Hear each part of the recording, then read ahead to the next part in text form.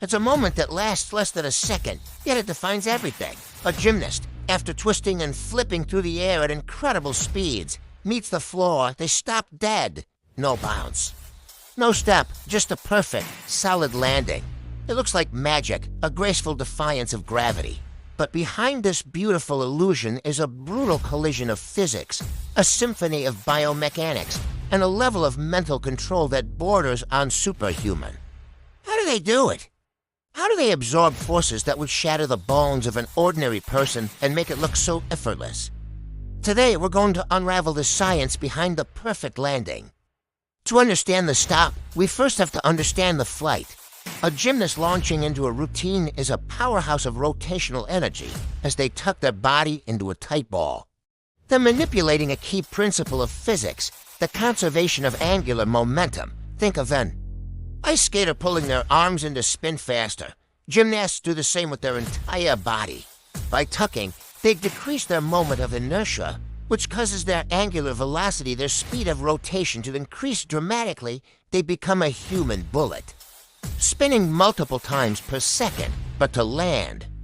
All that rotation has to stop. This is where the kick-out comes in. Just before they hit the floor, they extend their body, rapidly increasing their moment of inertia. This acts as an air brake, dramatically slowing their rotation and allowing them to orient themselves vertically for the landing. They go from a spinning blur to a straight line in a fraction of a second, preparing for the violent impact that's coming. And that impact is immense. A gymnast can hit the floor with a force equivalent to 10, 15, or even 20 times their own body weight. So how do they survive it without their legs simply snapping? The secret lies in a sophisticated biological shock absorption system. It all starts at the feet.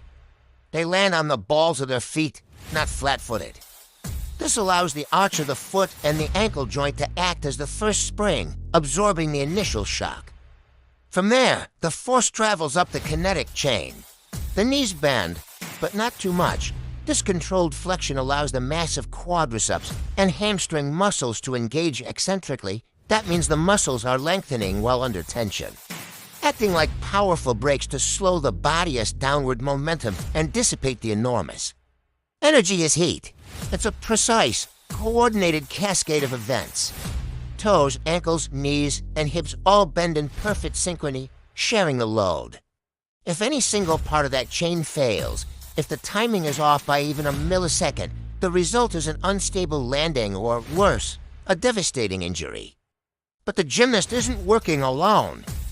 They have a crucial partner in every landing, the floor itself. An Olympic gymnastics floor isn't just a mat on some wood. It's a highly engineered piece of sporting equipment. Beneath the carpeted surface lies a complex system of springs and layered plywood. It's often called a spring floor for a reason. When the gymnast lands, the floor compresses, absorbing a significant portion of the impact energy. Then it returns that energy.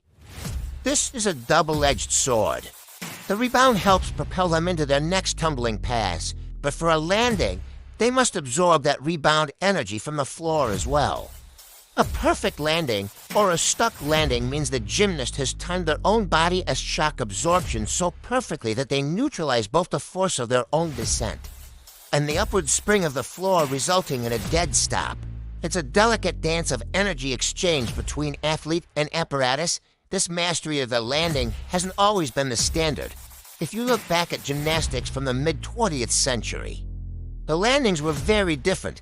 Athletes often landed with deeper knee bends, sometimes even rolling out of a skill to dissipate the force.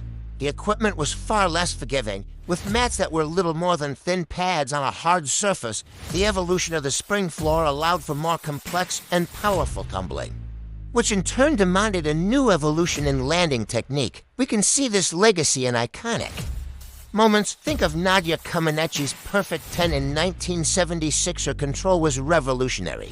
Or Carrie Strugg's legendary vault at the 1996 Olympics, landing on an injured ankle, a testament to sheer willpower overriding physical limitation. Each generation has built upon the last, refining the technique to be safer, more stable, and more aesthetically perfect, pushing the boundaries of what the human body can withstand. Ultimately, however, The physics and the biomechanics are all controlled by the brain. A gymnast has less than a second from the peak of their final flip to prepare for landing. In that sliver of time, their brain is performing millions of calculations. The vestibular system, the balance center in the inner ear, is screaming information about their orientation in space. Their eyes are spotting the floor, lock in a visual reference. Based on this flood of data, their brain sends thousands of neural signals to their muscles, pre-activating them and telling them exactly how much tension to create and precisely when to fire. This is not conscious thought. You can't think, okay, bend my knees 30 degrees now. It's a deeply ingrained reflex. Hone over tens of thousands of repetitions. It's about building a perfect mind-body connection so that the reaction is automatic, instinctive. They must also manage the immense psychological pressure of the moment, with judges watching. A medal on the line. Even the slightest hesitation or doubt can throw off the entire delicate sequence. The perfect landing is as much a feat of mental fortitude as it is of physical prowess. So the next time you see a gymnast fly through the air and stop on a dime, remember what you're really witnessing. It's not magic. It is the culmination of years of relentless training. It's a mastery of physics. Controlling angular momentum with pinpoint precision. It's a deep understanding of anatomy.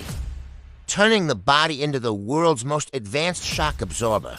It's a triumph of psychology, where focus and instinct overcome chaos and pressure. It's the moment where science and art collide, where a human being takes the brutal force of gravity and, for one perfect second, makes it look easy.